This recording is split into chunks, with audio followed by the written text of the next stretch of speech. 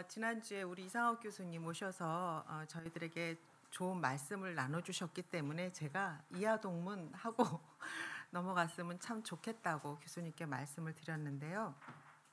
교수님이 지난번에 이런 저를 제 뒤에 강사 목사님들은 너무 훌륭하시기 때문에 자기는 라스베가스에서 짤짤이하는 심정으로 올라왔다 그런 말씀하셨어요. 그러니까 지난주에 강의를 들어보셨으면 교수님께서 그렇게 말씀하신다면 저는 라스베가스 들어가려고 하는데 갑자기 지키는 사람이 스톱 못 들어갑니다. 입장 불가입니다. 하는 사람이 될 것 같아요. 그래서 오늘 강의에서는 우리 지난주 이상옥 교수님의 강의에 숟가락을 조금 얻는 심정으로 가볼까 합니다. 이번 우리 그 세미나 전체 주제가 어디쯤 가고 있을까인데요. 여러분들은 어디쯤 가고 있는지 여쭤보고 싶습니다. 그래서 조금 제가 좋아하는 시가 있는데요. 우리 또 이상옥 교수님이 또 시를 좋아하시잖아요. 그래서 저도 수저를 얻는 심정으로 시를 하나 올려봤습니다. 제가 굉장히 좋아하고 제 책상에 늘 붙어 있는 시인데요. 어디쯤 가고 있을까? 그러니까 여러분들 각자는 지금 어디쯤 가고 있는지 저는 가끔 이제 그렇게 생각을 하다 보면 지금 팬데믹이라는 그런 엄청난 상황을 우리가 지나가고 있지만 이 구상 시인이 1919년에 태어나셔서 2004년에 돌아가신 분이에요. 그런데 시인이 살던 그 세대에도 땅이 꺼지는 요란한 세대였다는 거죠. 그리고 또 보니까 내 눈을 스쳐가는 헛개비와 무지개가 많았던 그런 시대였던 것 같아요. 그래서 저는 굉장히 지금 이 시대에 땅이 꺼지는 것 같은 그런 시대에서 살면서 불안과 두려움이 많거든요. 그래서 여러분들은 시를 잠깐 보면은 땅이 꺼지는 이 요란 속에서도, 그러니까 여러분들 개인적으로는 혹시 요즘 사시면서 땅이 꺼지는 것 같은 요란한 세대야라는 걸 느끼실 때가 언제인지 사실 궁금해요. 언제 여러분들은 땅이 꺼지는 것 같은 느낌을 받으시는지. 혹시 죄송하지만 목사님은 땅이 꺼지는 것 같은 요란한 세대다라는 걸 느끼실 때가 언제일까요? 많죠. 혹시 없으신가요?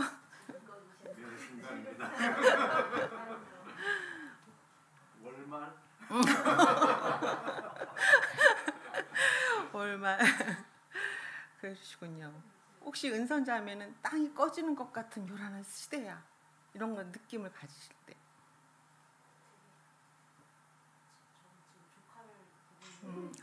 이해해.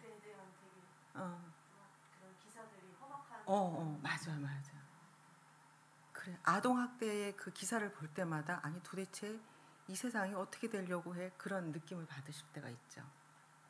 저도 땅이 꺼지는 것 같은 요란한 세대를 느낄 때가 뭐냐면 은선자매가 지금 조카 봐주는 얘기를 했지만 저도 손주들을 보고 있거든요.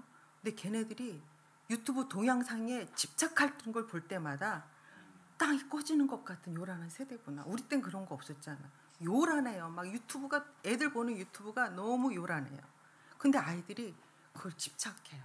그럴 때 요란한 세대라는 걸 느끼고, 또 어떤 때 요란한 세대를 느끼냐면 재활용 수거하는 날 아파트 앞에 높이 쌓여가는 박스 상자들을 볼 때마다 땅이 꺼지는 것 같은 요란한 세대구나라는 걸 느낄 때도 있고요. 또 4차 산업혁명으로 인해서 AI가 우리보다 막 잘하는 거예요. 우리를 능가할 때 야, 이거 인간으로서 살아남을 수 있을까? 하는 요란한 세대를 느낍니다. 그 다음에 내 눈을 스쳐가는 헛개비가 너무 많아요. 내 눈을 스쳐가는 무지개가 너무 많아요. 여러분들은 없으신가요? 제가 며칠 전에 미장원 가서 염색을 하는데, 미장원이에요. 요즘 사람들은 무슨 헤어샵 이러는데 저는 아직 미장원이에요. 동네 미장원에 가면 좋은 게 뭐냐면 그동안 보지 못했던 여성 잡지들을 보게 돼요. 유일하게. 근데 거기를 이렇게 들여다보면은 내 눈을 유혹하는 무지개와 헛개비가 너무 많아요. 뭘 바르면 기미가 없어진다. 뭘 하면 날씬해진다. 막 이런 그걸 보면은 순간 막 이걸 해야 될 것 같은 헛개비와 무지개가 내 눈을 막 스쳐가면서 저를 불안하게 하는 거죠. 왜 불안하냐면 그 헛개비와 무지개를 채워줄 만한 재정이 내게 없으니까 불안한 거예요. 그래서 이렇게 우리들에게는 그런데 구상시인도 그 시대에 우리와 좀 다르겠지만 어찌됐든 그 시대에도 개인을 괴롭히는 요란한 세대적인 증거들이 많았고 그 당시에도 각 개인을 유혹하는 헛개비와 무지개가 많았다는 그런 시대였다는 것을 우리가 알 수 있습니다. 그러니까 그게 그때나 지금이나 어떤 시대나 우리는 여전히 불안과 두려움 그리고 심지어는 공포 같은 그런 감정으로 살아갈 수밖에 없는 시대에서 살고 있지 않나라는 생각을 합니다. 그래서 그러한 그 두려움과 불안 이런 마음들을 가지고 걸어가고 있는데 여러분은 그런 불안과 두려움을 가지고 어떻게 걸어가고 있는가? 잘 나를 케어하면서 잘 나를 다독여주면서 또 옆에 사람을 다독여주면서 걸어가고 있는지 그런 의미에서 어디쯤 가고 있을까를 한번 생각해 보는 시간이 되면 좋겠습니다. 그래서 이렇게 두려움과 불안, 시대적으로 그런 어려움이 갈등과 고통이 많은 이런 시대에 또 그것만 있으면 괜찮은데 우리 개인의 고통이 또 있어요. 우리가 자라온 환경 속에서 경험한 고통들, 경험들, 트라우마들 이런 것과 같이 겹쳐서 이 세상을 살다 보니까 사실 외부에서 오는 그런 그 불안과 두려움들은 또 뭐 내가 편안하면 그걸 편안하게 넘길 수도 있겠죠. 그런데 개인 한 사람에게 있는 어떤 그런 불안과 두려움의 스토리와 함께 시대적 두려움과 불안들이 겹쳐지면은 우리가 어떤 때는 그걸 감당하기가 굉장히 어려워요. 그래서 그 두려움과 불안을 이겨내기 위해서 나름대로 애를 씁니다. 그 애를 쓸 때 편안하게 나를 있는 그대로 표현할 수도 있고 내 두려움을 그대로 표현할 수도 있지만 대부분의 사람들은 또 그거를 그렇게 편안하게 드러내지는 못해요. 왜냐하면 이 시대가 내 두려움과 불안을 드러내면은 너 정말 힘들구나. 어려웠겠구나. 마음이 아팠겠구나. 그렇게 말하지 않고 나 그래. 뭐 그까짓 것 같고 그래. 그리고 오히려 또 그 비웃음의 대상이 될 수도 있는 그런 상황들이 있기 때문에 굉장히 어려운 것 같아요. 그래서 나름대로 그런 내 마음의 불안과 두려움들에 반응하는 양식으로서 우리 안에 방어 기제라는 마음의 양식이 있거든요. 여러분들이 많이 아시는 프로이드라는 정신분석학자가 우리에게는 불안과 두려움에 대처하는 마음의 반응 양식이 있는데 그게 방어 기제다라고 말을 하고 있습니다. 방어 기제에 대해서 좀 넘겨주실까요? 네, 그래서 누구나 나름대로 내 불안한 마음, 두려운 마음을 적절하게 다룰 수 있는 거는 굉장히 건강한 거예요. 예를 들면 현실적인 불안들이 있거든요. 저기 지금 사나운 맹견이 나를 향해 달려면 내가 그것에 대해서 반응해야 되는 그런 현실적인 불안들. 그 적절하게 반응하지 못하면 내가 고통을 당하지요. 또는 내가 너무 과도하게 나의 노출을 하면은 나중에 그 과도한 노출로 인해서 내가 또 어려움을 겪을 수가 있어요. 그래서 적절하게 내 마음을 방어하는 것은 굉장히 건강한 일이라고 생각이 듭니다. 그런데 중요한 거는 이 마음의 방어 기제를 너무 과도하게 사용해서 나중에 이게 생활 패턴이 되는 거예요. 성격 패턴으로 굳어지면 어떤 일이 생기냐면 다른 사람들과의 관계 속에서 요게 이제 이상옥 교수님의 강의를 숟가락을 얻습니다. 지난주에 그 이상옥 교수님께서 우리의 관계 속에서 정신병리적인 관계들이 나타날 수가 있는데 그 정신병리적인 관계 양상의 모습이 어떤 거냐면 관계가 잘 못 맺는 거예요. 그 다음에 대화가 이루어지질 않아요. 그 다음에 어떤 역할을 잘 할 수가 없어요. 그리고 한시도 가만히 있지 못하고 안절부절해요. 이런 패턴이 정신병리적인 패턴이 생길 수 있다라고 말씀을 하셨습니다. 그래서 우리가 과도한 방어 기제를 사용하다 보면 그게 내 성격 특성으로 굳어질 뿐만 아니라 사람과 사람끼리의 관계를 맺는데 그 관계가 잘 안 이루어져요. 너무 나를 꼭꼭 숨겨놓기 때문에. 내 불안과 두려움을 숨겨놓고 딴소리만 자꾸 하는 거예요. 저도 그럴 때가 많거든요. 방어 기제 중에 여기는 나와 있지 않지만 회피라는 방어 기제가 있는데, 예를 들어서 친구들이나 모임에서 이렇게 모임을 갔다가 나한테 뭘 시키려는 것 같은 그런 찰나가 있을 때가 있어. 저거 나한테 분명히 시킬 것 같아. 아니면 내가 대답하기 어려운 질문을 할 것 같은 순간이 올 때 제가 얼른 그 대화를 싹 다른 데로 돌리는 내 자신을 볼 때가 있거든요. 그런 회피적인 그런 방어 기제를 많이 쓰는데, 그런 거를 제가 매번 번번이 모든 모임에서 모든 대화 속에서 회피라는 방어 기제를 쓴다면, 관계를 맺는 제 지인들과 모임에서 저를 쟤는 왜 저래? 쟤는 왜 이렇게 지가 싫은 일을 싹싹 피해만 가? 왜 도망가? 쟤는 뭐가 불안한 거야? 이렇게 내 마음을 오히려 들켜버릴 때가 많겠죠. 그래서 우리 각자가 사용하는 방어 기제들이 있는데, 여러분들, 저는 여기 많이 써요. 그런데 이 방어 기제라는 게 물론 이론적이기도 하기 때문에 꼭 그렇게 뭐 이렇게 딱딱딱 그렇게 생겨나지는 않아요. 그냥 어떤 때는 방어 기제가 억압도 있다가 합리화도 있다 같이 막 섞이는 그런 방어 기제를 사용할 수도 있지만, 정신분석학에서 말하는 그런 이 방어 기제에는 어떤 종류가 있는지 잠깐 살펴보고, 또 여러분들이 인간관계 속에서 내가 주로 어떤 방어 기제를 쓰고 있는지 한번 나에게 말을 걸어보는 것도 중요한 것 같아요. 내 감정을 꼭꼭꼭꼭 숨겨놓고 나도 잘 몰라. 그래서 나는 내가 왜 그러는지도 몰라 라고 생각하면 그것도 다행인데, 나는 몰라. 나만 모르고 딴 사람들은 다 알아.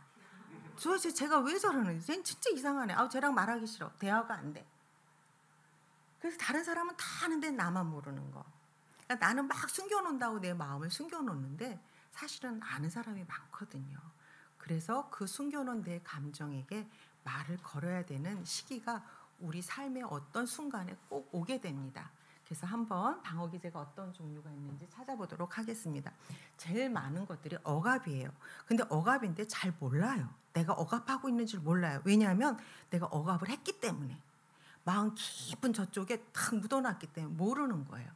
이거는 고통스러운 경험이나 사건 또는 용납되지 않는 욕구나 충동 등을 의식 밖으로 표현하기 너무 두려운 거예요. 반응이. 그러니까 내 무의식 속 깊은 곳에 가둬놓는 거죠. 예를 들면 늘 권위에 대항하는 어떤 중년 남성이 있었어요. 그러니까 권위적이지도 않은데도 자기보다 좀 나이가 많거나 조금 권위가 있는 남자한테는 무조건 대들고 무조건 반항하는 그런 중년의 남성이 있었어요. 이런 이제 대화를 통해서 자기 안에 억압된 어떤 사건들이 기억났어요. 그 기억이 뭐냐면, 경찰관 아버지를 두었었는데 아들만 3형제였어요. 근데 이 경찰관 아버지가 술만 먹고 들어오면 밤늦게라도 자는 아들들을 다 깨워서 일렬로 쫙 세워갖고 군기를 잡는 거예요. 그러다가 조금 부동 자세가 흐트러지면 경찰관이니까 소지한 총이 있을 거 아니에요. 그 총을 막 휘두르면서 쏘는 흉내를 내더라는 거예요. 이 막내 아들은 너무 무서워서. 근데 형들은 뭐 아버지가 한두 번 저래 이러고 넘어갔는데, 막내 아들은 너무 무서우니까 하루는 오줌을 지린 거예요. 그때 이 못된 형들이 동생을 놀려먹은 거예요. 저 바보.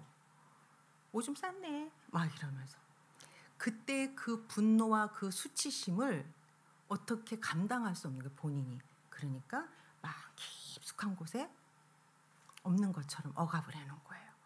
그리고 그 양상이 어떤 식으로 표현이 되냐면, 권위적인 남성들에게, 아버지 비슷한 사람들, 형님 비슷한 사람들에게 그렇게 공격적으로 표현이 되더라는 거죠.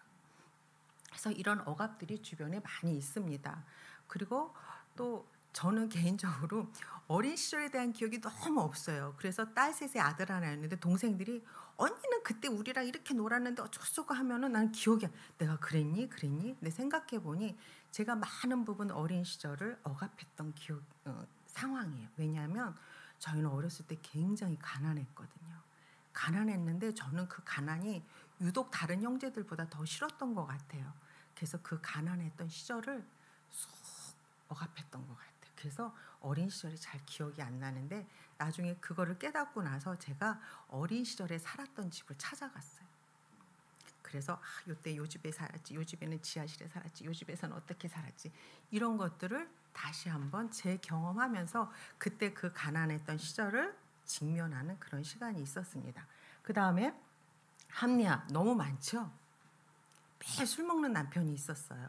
그런데 그 이유가 자기 아내가 매일매일 잔소리를 하니까 그 잔소리 때문에 제가 술을 먹을 수밖에 없다는 거예요.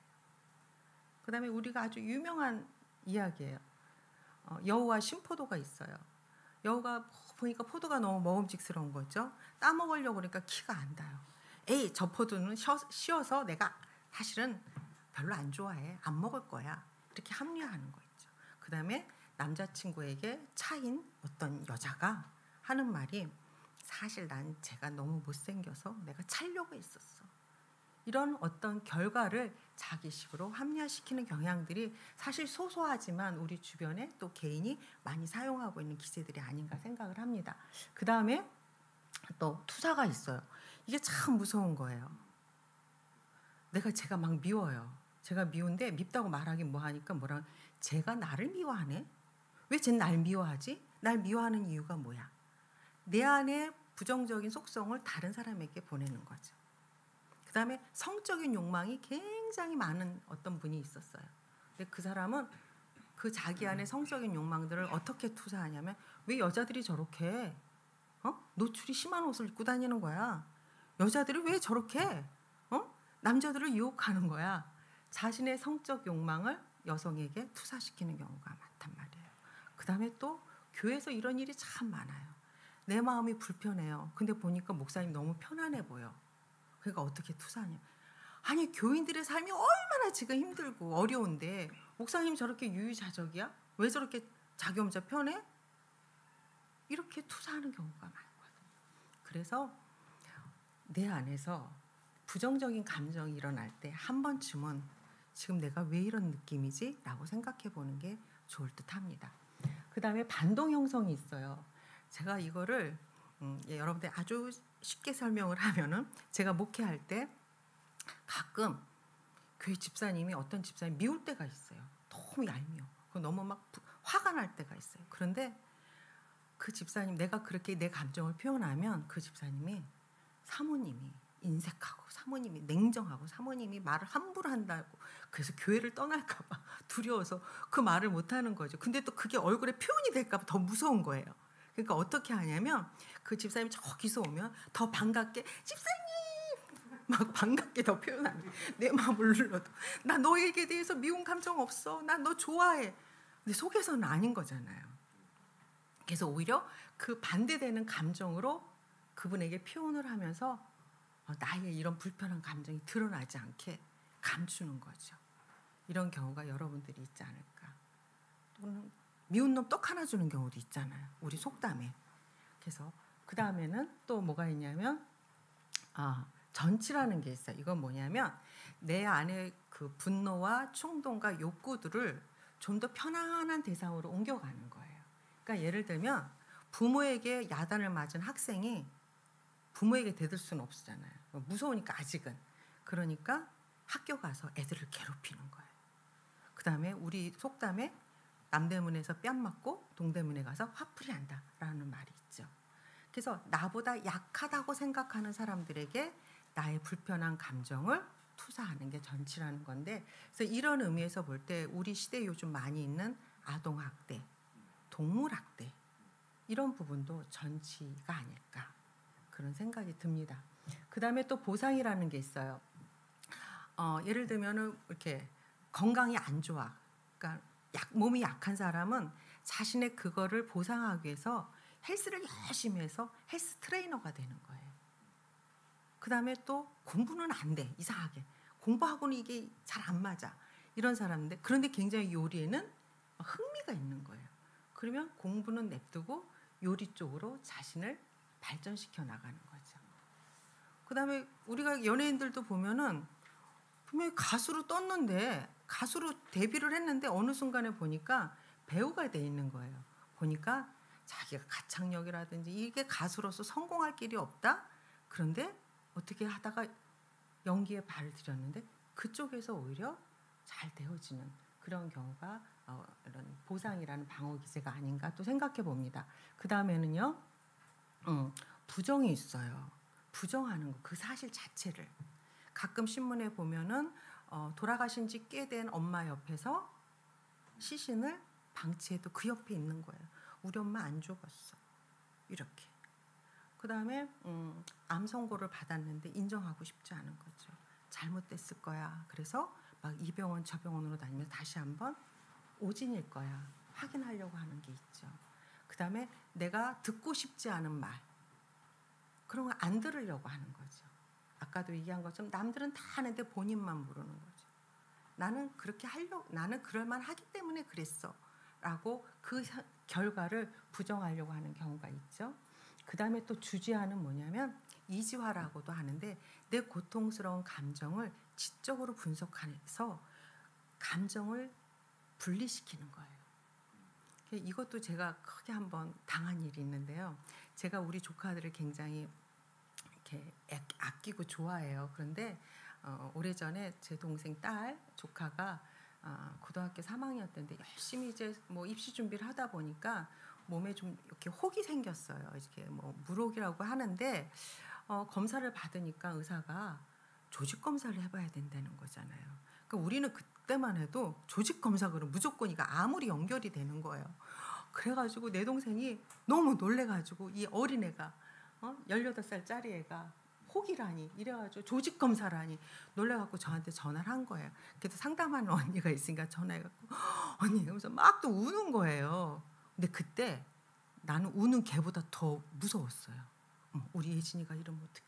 그래갖고 제가 어떻게 했는지 알아요. 그러면 어머 얼마나 슬프니 힘들지. 야 그렇지만 뭐 이렇게 했어야 되잖아요. 근데 제가 어떻게 했냐면 지금도 생각하면 창피해요. 너 울지 마. 정신 똑바로 차리고 지금부터 병원을 알아봐야 돼. 그쪽에 유명한 의사 선생님들을 알아봐야 돼. 울지 마. 너 지금 울 때 아니야. 정신 차려. 막 이렇게 얘기를 하고. 그러니까 걔가 갑자기 전화를 딱 끊어버리는 거예요. 순간 이거 뭔가 잘못됐다. 그리고 바로 전화하기가 뭐해서 하루 정도는 제가 묵혔어요. 감정. 내가 왜 그랬을까? 무서운 거예요. 나도 무서워요. 우리 조카가 내가 좋아하는 우리 사랑하는 내 조카가 조직 검사를 맡다니 이 감정을 받아들이기가 너무 힘든 거예요. 그래가지고 하루 묵힌 다음에 전화했어요. 사실 내가 어저께 그랬던 거는 나도 너무 무서웠어. 그랬더니 제 동생이 어떻게 언니는 상담한다고 하면서 공감은 못 해주고 어떻게 그렇게 정신 똑바로 차리라고 그러고 너 병원 알아보라고 그러고 뭐 이렇게 야단치듯이 지적으로 분석하는 거야. 지금부터 대학병원 알아보자. 그리고 그쪽에 유명한 선생님들 알아보자. 막 이랬던 거잖아요. 그래서 제가 너무 그래 그런데 나도 너무 무서웠어. 막 이러면서 사실 난 걔한테 무슨 일이 생길까 봐 너무 못지않게 무서웠던 거야. 그때 언니도 무서웠구나. 나도 무서웠어. 이러면서 둘이 전화상으로 막 펑펑 울었던 기억이 나요. 그래서 이 주지아가 그런 경험이 있었습니다. 그러니까 여러분들에게도 혹시 그런 부분들이 있지 않았나 생각을 해보시고요. 그 다음에 동일시가 있어요. 그러니까 그 주로 폭력을 다루는 아버지 밑에서 자란 아들은 그 아버지가 어린 시절에 너무 무서운 거예요. 힘을 쓰니까. 그러니까 그 무서움을 어떻게 방어하냐면 아버지와 동일시를 시켜버리는 거예요.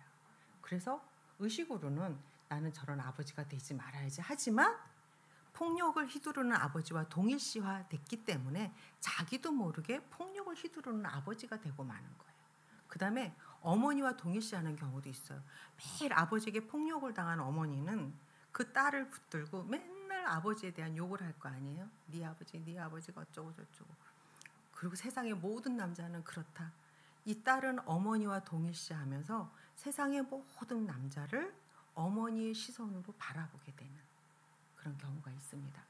그 다음에 또 우리가 스타와 동일시하는 경향이 있죠. 그래서 나의 연약함과 나의 부족함들을 정말 내가 바라보기에 우상 같은 스타와 동일시하면서 나의 연약함을 좀 결점을 보완하려는 그런 동일시가 있습니다. 그 다음에 상징하는 조금 어려운 부분이기도 하고 또는 환상이라고도 합니다. 음, 억압된 생각이나 충동 또는 소원을 어떤 표상으로 대체하는 건데 여기에는 주로 꿈이나 상상이나 공상이나 이런 것들이 사용이 되어집니다. 그래서 우리가 보통 스토킹 같은 경우도 이런 그 이상 아니 상상이나 공상 등을 통한 그런 어떤 시작이 이 스토킹을 또 우리가 또 해석해 볼 수도 있을 것 같습니다. 내가 저 사람이 나를 좋아한다 또는 제가 나랑 어떤 부분에 통한다 이러면서 요즘 또 스토킹 그런 사례가 굉장히 많은데요. 이런 그 내 안에 불안한 억압된 충동이나 감정 이런 것들을 꿈이나 상상, 공상 그래서 어떤 공상 속에 매달리는 경우가 요즘에도 많이 있는 것 같아요. 그래서 현실보다는 어떤 상상 속에 내 자신을 맡겨버리는 경우죠.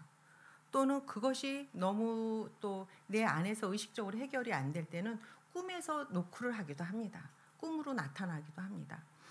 제가 좋아했던 영화 중에 몬스터콜이라는 영화가 있어요. 혹시 보신 분들이 있을지 모르시겠네요. 몬스터콜이라는 영화가 굉장히 좋은 영화였더라고요. 저도 사실은 몬스터라는 소리만 들어도 내 장르가 아니야 그랬는데 어찌됐든 그 추천을 받고 봤습니다. 근데 그 어떤 그 주인공 어린 남자아이가 불치병을 앓고 있는 어머니와 살고 있어요. 그래서 그 어머니가 오랜 동안 투병을 했고 사실은 회복의 가능성이 없어요. 근데 너무 오랫동안 투병을 하다 보니까 엄마가 죽어버리면 어떡할까 하는 두려움도 있지만 이제는 지친 거예요. 그걸 바라보는 가족들도 지치니까 마음 한구석 깊은 곳에는 감히 입을 열어 표현은 못하지만 이제는 엄마가 그만 죽었으면 좋겠다. 그런 두려움도 있는 거예요. 그러니까 엄마가 떠나버릴 것 같은 두려움. 그 다음에 엄마가 그냥 죽었으면 좋겠다. 이런 두려움이 있는 거예요. 그러니까 그 어린아이가 두려움을 누구에게인가 표현하거나 말로 이거를 자기 마음을 나눌 수 있는 사람이 없는 거예요. 그런데 어느 날 몬스터가 저기 동네 교회 앞에 있는 커다란 나무가 밤 12시 7분만 되면 몬스터가 되어서 내게 다가오는 거예요. 그래서 말을 하는 거예요. 근데 이게 무서운 몬스터가 아니라 큰 나무 모양을 한 몬스터가 캉 하면서 오면서 말을 거는 거예요. 그리고 얘기를 해주는 거예요. 그러니까 그거는 뭐냐면 어떻게 보면은 그 몬스터라는 의미는 내가 표현하지 않고 내 마음속에 깊이 감춰둔 감정은 괴물이 돼서 내게 나타올 수도 있다는 거. 그렇게 표현이 될 수도 있죠. 근데 그 괴물이 사실은 괴물이 되고 싶어 괴물이 된 게 아니에요. 그래서 나에게 말을 거는 거예요. 너 뭐가 그렇게 두려워? 뭐가 그렇게 무서워? 이러면서 그 내 마음속에 있는 몬스터화, 상징화된 내 무의식의 몬스터가 내게 말을 걸어주면서 이 아이가 자기 마음을 털어놓게 돼요. 난 엄마가 죽는 게 두려워. 그런데 언제까지 이렇게 아픈 엄마와 계속 살아야 하는지도 모르는 이 막막함도 두려워. 그래서 엄마가 이제 죽었으면 좋겠어. 라는 두려움을 표현하는 거예요. 그리고 이 아이는 그 몬스터로부터 괜찮아. 우리 다 두렵단다. 우리 다 무섭단다. 이런 말을 건냄을 받으면서 성장해 나가는 그런 영화입니다. 그래서 이 상징화에는 어떤 꿈으로 표현이 될 수도 있고 또는 공상, 상상으로도 우리가 우리의 어떤 것들을 억압해 두다 보면은 그런 것으로 표현이 될 수도 있고 꿈으로도 많이 표현이 될 수가 있는데요. 우리가 보통 꿈이다 그러면 여러분들이 꿈속에서 나타나면 어떤 대상이 실제 그 대상이라고 우리가 해석을 하는 경우가 굉장히 많아요. 꿈속에서 목사님 나타나시면 목사님이 나에게 무슨 말을 하시나 보다 이렇게 하는 경우도 있고 옛날 기존의 꿈 해목 방식에서는 대부분이 마치 예지몽처럼 누구가 나타나면 저 사람에게 저런 일이 생길 거야 라고 잘못 해석해서 또 그 사람에게 가서 너 조심해야 돼. 내 꿈에서 네가 이런 사람으로 나타났어 하고 잘못된 얘기를 해주는 경우도 굉장히 많아요. 제가 초창기에 집단 상담에 들어갔는데 어느 한 집사님이 자기가 꿈에서 사모님을 봤는데 교회 사모님을 봤는데 그 사모님이 막 음란한 짓을 하고 다니더래요. 그래서 자기가 우리 사모님에게 이걸 꼭 충고를 해야 되겠다 하고 가서 충고를 했더랍니다. 사단이 일어났겠죠. 교수님이 그걸 듣고는 그게 아니라 네 안에 이런 어떤 그런 성적인 어떤 욕구 이런 것들이 제대로 표출이 안 되면 내가 그거를 내 자신으로 보기엔 너무나 무서운 거예요. 그랬을 때 어떻게 보면 가장 만만한 누군가가 대신 표상으로 나타날 수도 있거든요. 그래서 우리가 대부분이 꿈에서 표현되지는 어떤 부분들은 내 무의식의 어느 한 부분을 내가 직접 직면할 수 없을 때 그래도 쉬운 사람. 그런데 내 무의식이 더 힘들어. 그렇게 표현되긴. 그럼 꽁꽁꽁꽁꽁꽁 숨겨서 막 위장해서 나하고 일면식도 없는 누군가가 내 꿈에 나타나서 말을 걸 수도 있답니다. 저는 제 꿈에 한 몇 달 전인 것 같아요. 꿈에 제가 전쟁터에 있었어요. 막 전쟁터에 있었는데 제가 우리 윤서 우리 이제 손녀딸을 들고 막 이 전쟁을 피해 가는 거예요. 막 가는데 갑자기 우리 손녀딸이 실명이 됐다는 거예요.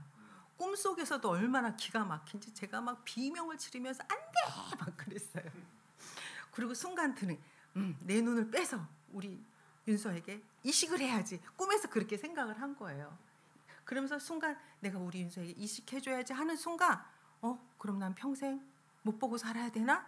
약간의 갈등은 있었지만 그래도 나는 우리 윤서에게 이식해줘야지 하고서 꿈을 깼어요. 꿈이 너무 무서우니까 깨고 나서도 막 가슴이 벌렁벌렁. 우리 윤서에게 무슨 일이 생긴다는 걸까? 그게 아니지. 윤서에게 무슨 일이 생기는 게 아니지. 저를 이제 분석을 하기 시작했어요. 윤서 어린아이예요. 2살밖에 안 된 어린아이. 그 어린아이 내 안에 어린아이가 있는 거예요. 내 안에 어린아이가 있는데 잘 못 봐. 실명이 됐어. 어린애니까 잘 분별을 못 하잖아요. 그때 내가 어린애처럼 보지 못하고 있는 게 뭘까? 지금 그 심각한 뭐가 있으니까 꿈에서 나에게 말을 걸고 있구나. 그러면서 제가 또 생각에 잠기게 되었답니다. 자, 그 다음에 퇴행이 있는데 이제 어려운 일을 당하거나 힘든 일을 당하면 아기 수준으로 돌아가는 거예요. 왜냐하면 아기 때는 엄마들이 다 용납을 했잖아요. 괜찮아. 그러니까 자기 마음에 불편한 상황이나 어떤 어려운 일이 닥치면 막 운다든지 아니면 찡찡거린다든지 아니면 다짜고짜 행패를 부린다. 이런 어린아이와 같은 시절로 돌아가는 거예요. 자기가 가장 편안했고 자기를 수용했던 그 시절로 돌아가는 거를 퇴행이라고 합니다. 제가 얼마 전에 나무주연상 오스카에서 나무주연상을 받은 그 안소니 호킨스의 더 파더라는 영화를 봤는데 그 마지막에 치매 환자가 되어서 요양원에 가 있는 안소니 호킨스가 마지막에 요양사를 붙잡고 그런 얘기를 합니다. 엄마, 마미, 나 집에 가고 싶어. 그 불안한 요양원 시설에서 이 안소니 호킨스가 주인공이 엄마의 품으로 가고 싶은 거예요. 엄마, 요양사에게. 그때 굉장히 가슴이 울컥했던 시간이 있습니다. 그 다음에 승화는 여러분들이 알다시피 현재 나의 어떤 상황들을 좀 더 좋은 것으로 승화시키는 거죠. 예를 들면 아들을 잃은 사람이 그 아들을 데려다가 키운다든지 아니면 사실 여기 원시적이고 용납되지 않는 충동이라는 거는 정신분석에서는 공격 충동이나 성적 충동을 많이 이야기하거든요. 이런 성적 충동과 공격적인 원시적이고 용납되지 않는 일반 사회에서 잘 이렇게 타협되지 않는 충동들을 어떤 식으로 승화하냐면 굉장히 아주 리얼한 어떤 그 그림으로 표현한다든지 또는 공격적인 사람들이 권투선수가 된다든지 아니면 뭐 조각, 음악, 미술 이런 예술적인 방향으로 승화시키는 그래서 나의 욕구와 나의 충동을 그런 쪽으로 오히려 승화시키는 경우도 있습니다. 자, 그 다음에는 유머가 있는데요. 난처하고 이거는 굉장히 건전한 방어기제예요. 그러니까 방어기제 몇 가지에는 굉장히 유머나 이타주의, 승화 같은 건전한 방어기제도 있습니다. 저는 얼마 전에 TV에서 싱어게인인가? 거기에서 이승윤이라는 가수가 싱어게인인가? 하여튼 그 무명 가수전이 있었어요. 거기에서 이 가수가 나왔는데 자기를 뭐라고 표현을 했냐면 나는 배 아픈 가수다 라고 표현한 굉장한 유머라고 저는 생각해요. 왜 그래서 그 MC가 물어보니까 자기는 다른 사람들을 보면은 다 잘 나간다는 거예요. 그런 잘 나가는 가수들을 볼 때 막 배가 아프대요. 그래서 나는 배 아픈 가수다. 이런 경우 있죠. 또 우리 그 모임에서도 가끔 저는 이제 그 저희 모임이나 지인들 모임에서 보면은 불편한 얘기를 할 때가 있어요. 그리고 기분 나쁜 얘기를 할 때가 있어요. 그러면 저희는 또 어떤 유머를 사용하냐면 미스터 션샤인에 나오는 귀하라는 단어를 많이 씁니다. 귀하께서 어찌 저에게 그리 말씀하실 수 있습니까? 그러면 저쪽에서 빵 터지잖아요. 웃잖아요. 근데 나는 기분이 나빠서 그렇게 얘기를 한 거예요. 어찌 제게 그리 말씀하십니까? 그러면 또 친구가 그대께서는 내게 그런 말씀을 물으시다니 참으로 제가 황당하게 그지없사옵니다. 이러면서 분위기가 굉장히 공격적이고 굉장히 냉랭한 분위기일 수 있는데 유머로 승화되는 그런 경험들이 있습니다. 그다음에 이제 이타주의는 내가 힘들 때마다 봉사활동을 통해서 이런 것들을 승화시키는, 그래서 이런 방어 기제가 뭐 꼭 이타주의다, 유머다, 억압이다, 합리화 이렇게 한 가지로만 나타나는 것이 아니라 여러 가지 같이 나타나는 경우가 있습니다. 자, 그다음에 보면은 그런데 이제 이런 방어 기제에도 여러분들이 방어 기제에도 또 뭐 신체화, 그러니까 우리가 보통 얘기하는 화병이라는 것도 있고 뭐 여러 가지가 있습니다. 그러니까 이 방어 기제 중에서 화병도 사실은 굉장히 힘든 방어 기제예요. 여기에 나와 있지 않지만 가끔 보면은 원인을 알 수 없는 무력증, 전신 무력증, 마치 이렇게 식물인간처럼 누워 있는 사람들을 볼 때가 더러 있습니다. 엄청난 과도한 무의식적 방어 기제가 자기를 아무것도 할 수 없게 만드는 경우가 있거든요. 그래서 아무리 병원을 찾아다녀 봐도 이유가 없어요. 예, 이런 경우도 우리가 생각해 볼 수 있고요. 그래서 지난주에 우리 이상옥 교수님께서 많이 비울수록 울림이 깊어진다라는 말씀을 하셨습니다. 근데 스카펙이라는 유명한 사람은, 이분은 우리가 평상시에 그러니까 일반적인 방어 기제를 사용해서 우리를 보호할 수 있지만 이런 과도한 자기 방어 기제, 이런 것들을 좀 덜어내는 거, 비워내는 거, 이것이 심리치료의 목적이다라고 이렇게 자세하게 잘 썼습니다. 근데 저는 여기서 고된 무의식적 방어, 얼마나 힘든지 고되다는 거예요. 이 방어 기제를 쓰는 게. 이런 고된 무의식적 방어 기제로부터 자유케 하는 것이 심리치료의 목적이다라는 이야기를 했습니다. 그래서 우리가 그러면 이 고된 무의식적 방어 기제로부터 좀 어떻게 자유할 수 있을까? 그 첫 번째 과정이, 저는 그 다음에 치유 과정으로서의 나에게 말걸기라는 말을 하고 싶습니다. 그러니까 너무 꼭꼭 숨어 있어요. 그래서 어떤 때는 내 의식에서 웬만큼 생각해가지고는 잘 알 수가 없는 내 감정이 있을 수가 있습니다. 그래서 저는 가끔 내가 내 감정과 숨바꿈질하고 있는 것 같을 그런 때가 있는 것 같을 때가 참 많이 있거든요. 그래서 우리가 좀 이 치유 과정으로서 나에게 말 걸기는 사실 여러분들에겐 굉장히 힘들고 고될 수가 있어요.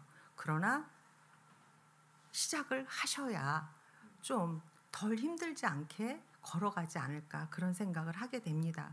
그래서 그 전에 옛날에 그 틸다 스윈튼이라는 굉장히 설국열차에 나오는 금발의 훌륭한 그 배우가 있었어요.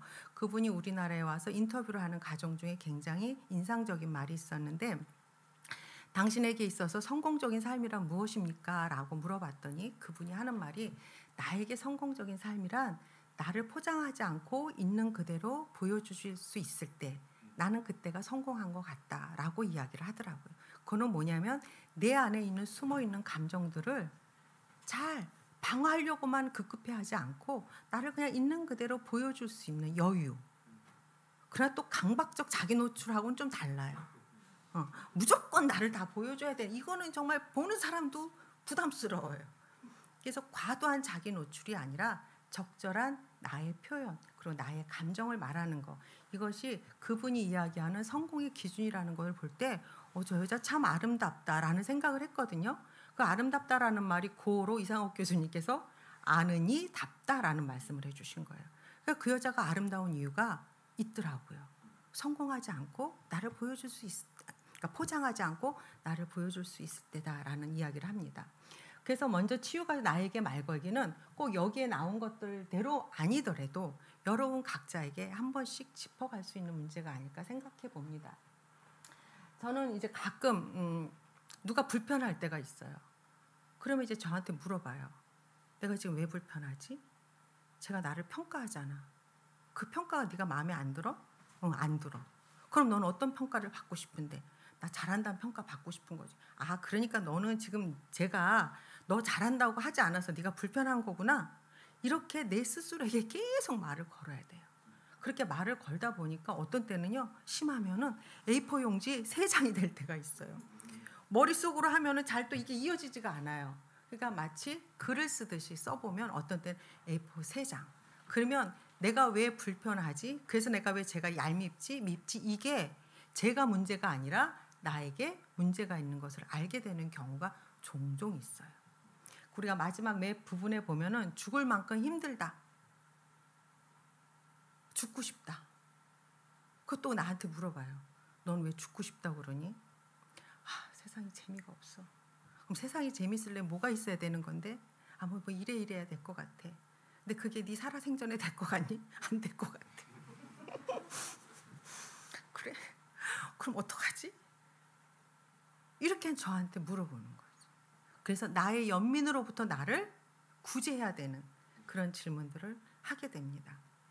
그래서 치유 과정으로서 이런 나에게 말 걸기가 여러분에게 그 숨어있는 감정들을 이렇게 말을 걸어서 좀 바깥으로 나오라고, 말해도 괜찮다고, 두려워도 괜찮다고, 그렇게 내가 먼저 나를 이해해주는 작업들이 있을 때 조금 이 시대를 걸어가는 게 수월하지 않을까 생각을 합니다. 정혜신이라는 정신과 의사가 당신이 옳다라는 적정 심리학을 다루는 책에서 요즘에는 너무 모든 게 일상화가 외주화돼 있다는 거예요. 생각해보니까 맞아요. 출생도 우리는 옛날에는 집에서 낳았단 말이에요. 나 때는 아니고 우리 어머니 시대에. 저도 집에서 태어났으니까요. 출생의 외주화, 그 다음에 결혼식의 외주화, 결혼식 파티 뭐 이런 거 다 돈 주고 하잖아요. 바깥에서. 그 다음에 장례식도 그렇잖아요. 모든 것이 일상의 외주화가 됨으로 인해서 내 마음이 아픈 것도 외주화를 줘버렸다. 조금만 아프면 뭐 신경정신과 가고 뭐 상담자 만나고 이게 다 내 스스로 할 수 있는 건데도 불구하고 다 외주화를 줬다는 거예요. 그래서 이분은 정혜신 그 작가는 자가 심폐소생술이라고 그래서 굳이 돈 내면서 상담실에 안 가도, 근데 저희 상담실은 괜찮아요. 우리 상담실은 저렴한 비용에 훌륭한 선생님들이 많으셔서 저희 상담실에 오셔도 됩니다.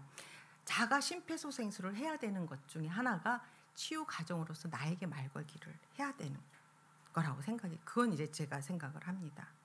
그래서 너 괜찮아, 그럴 수 있어. 그러면서 내가 나 스스로를 도닥이면서부터 시작을 해야 된다는 거죠. 가끔 우리 손녀딸이 오빠랑 남자 오빠랑, 그러니까 오빠랑 이렇게 막 싸우다가 앙 하고 울어요. 오빠가 그래서 막 울어요. 그럼 제가 가서 얼른 받아 안고 제가 도닥도닥거리면서 뭐라고 그러냐면, 오빠 때문에 화났어? 응. 오빠가 때렸죠? 응. 그래서 아팠어? 응. 그래서 힘들었어? 응. 속상했어? 응. 계속 해주면 지가 응 그래요.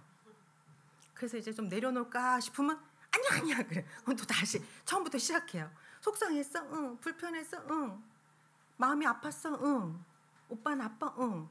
그래서 나중에 할 말이 없으니까 뭐라 그러냐면, 그러니까 그랬어? 응. 그래서 그런 거야? 응. 얘는 뭔지는 모르지만 내가 말하는 억양에 자기를 있는 그대로 받아들이는 할미 때문에 마음이 풀어지기 시작하는 거예요. 그래서 한 2번 정도 반복하면 이제 내려서 놀까? 그러면 응. 그리고 쓱 내려와요, 자기가. 그리고 후다닥 놀러 나가요. 근데 가끔 그 모습을 보면서 나도 나한테 좀 그러는 사람이 있으면 좋겠다.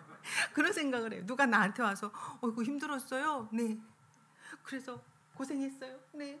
누가 좀 나를 좀 이렇게 도닥거려주면 좋겠다. 근데 남들한테 그 도닥거림을 받으려면 제가 찾아다녀야 되잖아요.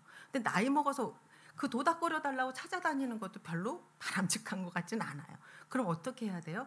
내가 나를 도닥거려줘야 돼요. 너는 수고했어. 그 정도면 괜찮아. 그래, 열받았지. 열받을 만해. 근데 쟤는 왜 그랬겠냐? 쟤는 그렇게 살고 싶겠냐? 쟤도 안 그럴 거야. 어찌 하다 보니 우리 인생이 다 슬픈 거지. 다 불쌍해. 그래, 불쌍한 인생끼리 잘 살아보자. 뭐 이러면서 나를 도닥거려 주는 거예요. 그럴 때 지난번에 이상학 교수님이 그랬죠. 감정은 제어할 수 없지만 감정으로 촉발된 행동은 제어할 수 있다.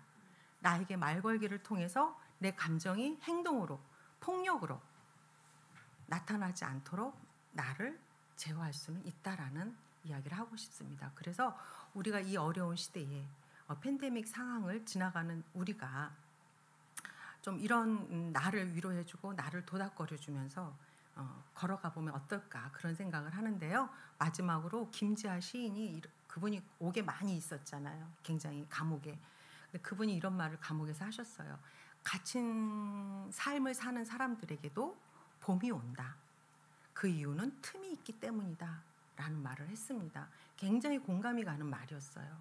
어떻게 보면 우리가 팬데믹이라는 갇힌 삶을 사는데 사실 그 틈을 너무나들 잘 알아가지고 주말마다 어디로 다 잘 놀러들 다니세요. 틈을 잘 이용해요. 그러나 또 다른 의미에서 갇힌 삶을 사는 우리는 아닌가. 나의 그 고된 그 방어 기제를 껴안고 막 감정을 꼭꼭 숨겨놓고 남한테 요만큼만 보인 그 갇힌 삶, 폐쇄적인 삶을 사는 사람에게도 언젠가 봄이 온다면 그거는 그 틈이 있는데 그 틈을 따라 들어오는데 그 틈이 자기 자신에게 말 걸어주는 거, 도닥거려주는 거, 그 다음에 또 친구가 나를 도닥거려주는 거. 누군가가 나에게 틈이 되어준다면 그 고된 무의식적 방어 기제를 갖고 살아가는 우리도 조금 자유하게 될 날이 또 될 순간이 있지 않을까 그런 생각을 하고요. 제가 시편 그 139편에 7, 8, 9절에 8, 9, 10절에 보면 제가 아주 좋아하는 구절입니다. 전체적으로 시편 139편인데 저기 128편으로 나왔네요. 139편은 전체적으로 하나님이 나보다 나를 더 잘하신다는 말씀이에요. 내가 하늘에 올라갈지라도 거기 계시며 스올에 내 자리를 펼지라도 거기 계시나이다. 내가 새벽 날개를 치며 바다 끝에 가서 거할지라도 거기서도 주의 손이 나를 인도하시며 주의 오른손이 나를 붙드시리이다. 그러니까 내가 새벽 날개를 친다는 거는 새벽부터 일어나서 날개짓을 하며 나를 감춰보려고, 나를 드러내지 않으려고 막 그렇게 아우성을 치면서 바다 끝에 가서 몰래 숨어들었는데 거기서도 주의 손이 이미 와 계신다는 거죠. 그래서 우리 교회가 늘 이야기하는 샬롬의 언어처럼 이미 와 계셔서 그 꼭꼭 숨어 앉고 힘들고 아프게 살아가는 나에게, 그래서 그런 나를 드러내 보이지 않으려고 날개짓을 하며 방어 기제를 꼭꼭꼭 나를 포장을 하고 나를 꽁꽁 싸매더라도 거기서도 이미 나보다 나를 더 잘하시는 주님이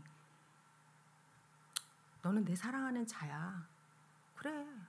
그럴 수도 있어. 두려운 거지. 힘든 거지. 아픈 거지. 그런데 어제는 지나갔고 내일은 내 능력 바뀌고 오늘 현재 여기를 살자. 이렇게 말씀하시면서 우리 손을 꼭 붙잡고 이 시대를 걸어가지 않으실까 그런 생각을 합니다. 감사합니다. 여기까지.